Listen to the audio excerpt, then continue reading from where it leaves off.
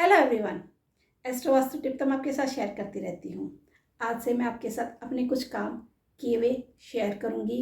कुछ case studies जो मैंने वर्ल्ड में, कुछ इंडिया में की हैं, वो आपके साथ शेयर करूँगी और कुछ लोगों से मिलवाऊँगी जिनका मैंने काम किया है और वो अपना एक्सपीरियंस आपके साथ शेयर करेंगे। आज इंडिया का 77वां इंडिपेंडेंस डे है, तो चलो देखते हैं इंडिया पर कौन सी डायरेक्शन का कैसे असर आ रहा है या कौन सी जगह फेमस है और वो क्यों है। आप सबको मेरी स्क्रीन तो दिख रही होगी। ये है इंडिया का करंट मैप जिसका मैंने ज्योमेट्रिकल सेंटर ले रखा है।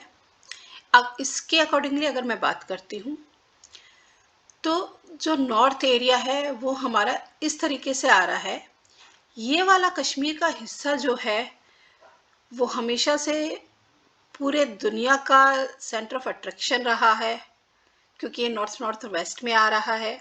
इसीलिए शायद आज इंडिया का मैप कुछ और है। नॉर्थ में हमारे यहाँ हिमालय है, जिसकी वजह से हमारे कश्मीर का थोड़ा सा हिस्सा अभी बचा हुआ है। नॉर्थ नॉर्थ वेस्ट में हमारा दिल्ली, हरियाणा, पंजाब पूरा का पूरा कवर है। Delhi, as we all know, centre of attraction पूरी दुनिया का रहा है, पूरे भारत का सेंटर ऑफ अट्रैक्शन है। हरियाणा और पंजाब, पंजाब की अगर मैं बात करती हूँ तो यहाँ से ज़्यादातर एक्टर एक्ट्रेस फिल्म इंडस्ट्री में जितने भी हैं ज़्यादातर यहीं से आए हुए हैं। फिर अगर मैं बात करती हूँ राजस्थान की, ये एरिया ज़्यादातर वेस्ट, नॉर्थ वेस्ट और नॉर्थ वेस्ट में आ रहा है। हमें पॉलिटिकल सपोर्ट, हमारे इकोनॉमी एक्टिविटी में जितना सपोर्ट राजस्थान से मिल रहा है वो ऑल ओवर इंडिया में शायद कहीं और से मिल रहा हो। शायद इसलिए क्योंकि Rajasthan one of the biggest state है, शायद इस वजह से भी। अगर वेस्ट नॉर्थ वेस्ट की बात करती हूँ तो ये जोन होता है हमारा डिटॉक्सिफिकेशन का। राजस्थान में जितने भी पैलेसेस बने हैं उनमें एक को भवन जरूर होता था जो डिटॉक्सिफिकेशन का काम करता था। फिर हम आते हैं वेस्ट साइड में। वेस्ट साइड में जैसा कि आपको दिख रहा है कि पूरा का पूरा गुजरात वेस्ट में है। गुजराती बहुत अच्छे व्यापारी होते हैं। रिलायंस को ही देख लो, इंडिया की टॉप मोस्ट कंपनीज में से एक है। उनके जो को फाउंडर थे धीरू भाई अंबानी जी, वो गुजराती ही थे। इसके बाद अगर मैं बात करूँ वेस्ट, साउथ वेस्ट और साउथ वेस्ट की, यहाँ पर हमारी मुंबई लोकेटेड है। West south west education and saving की जोन है।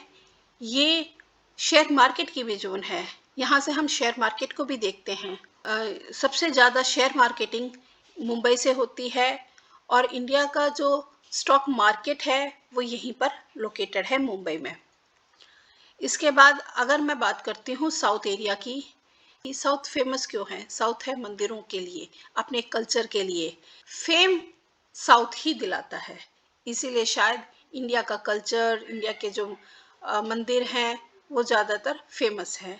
फिर हम चलते हैं साउथ ईस्ट और ईस्ट साउथ ईस्ट की तरफ।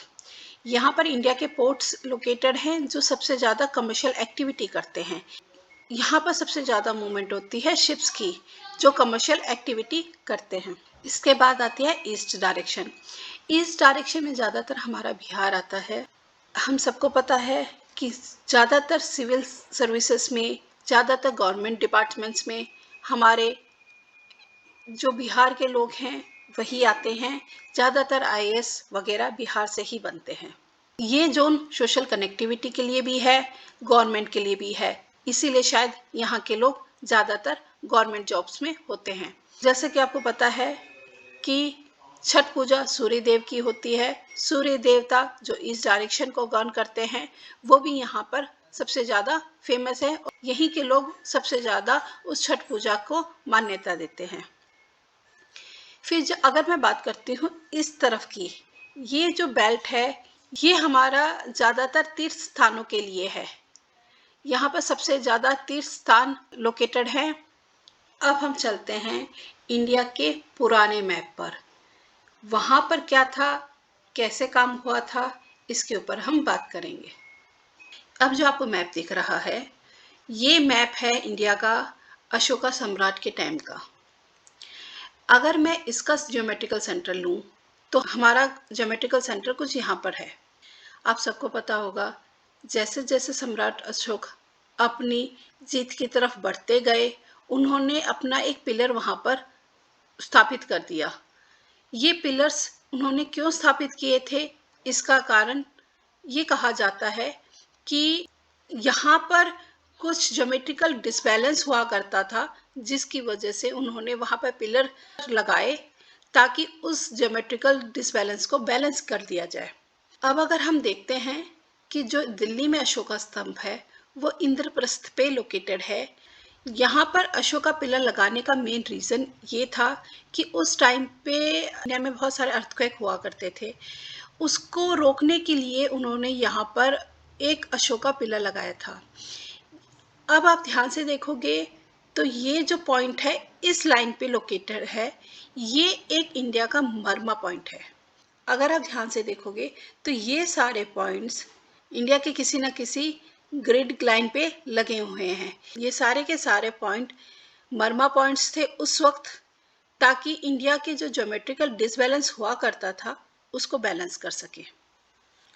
इसी तरीके से आज ऑल ओवर वर्ल्ड में कह लो या एक छोटी सी प्लेस यानी घर में कह लो, मरमा पॉइंट मार्क किए जाते हैं और उन्हें देखा जाता है। Thank you guys for watching my video. आशा करती हूँ कि आपको मेरा वीडियो पसंद आया होगा, मेरी केस स्टडी पसंद आई होगी। इसी तरीके से मैं आगे और अपनी केस स्टडीज लेकर आऊँगी आपके साथ। Thank you.